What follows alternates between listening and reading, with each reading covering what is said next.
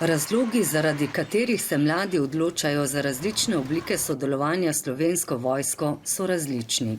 Nekatere zanima delo z orožjem, spet drugi bi radi služili domovini, nekatere privlači dinamično delo, kondicija in stalna zaposlitev, tretji pa bi se radi v vojski le preizkusili in ugotovili, ali zmorejo.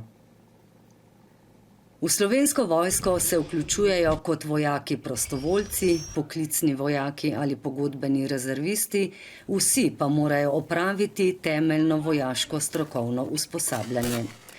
Kandidati v tem času pridobijo vojaške vrednote in navade ter temeljna vojaška znanja in veščine. Aktivnosti se izvajajo v vojašnicah, na poligonih in terenskih usposabljanjih. V času usposabljanja pripadniki prejemajo plačilo, vojakom prostovoljcem pa se usposabljanje šteje tudi v pokojninsko dobo.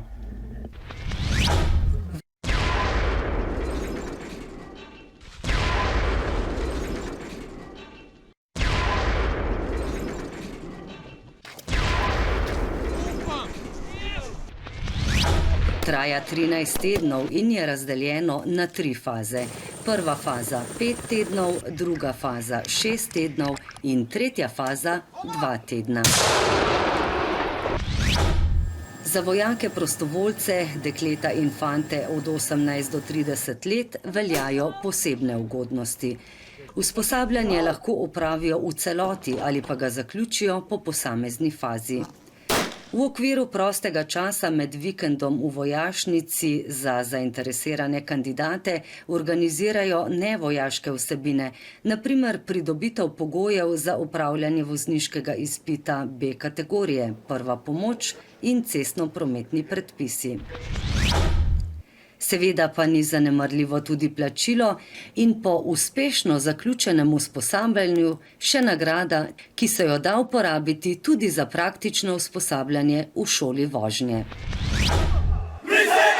Po končanem temeljnem vojaško-strokovnem usposabljanju so vojaki bogatejši za trdna prijateljstva, bistveno izboljšano psihofizično kondicijo in številna znanja in navade, ki jim bodo koristila vse življenje. Lahko pa se odločijo za nadaljevanje kariere v Slovenski vojski in podpišejo pogodbo o zaposlitvi ali vstopu v pogodbeno rezervo.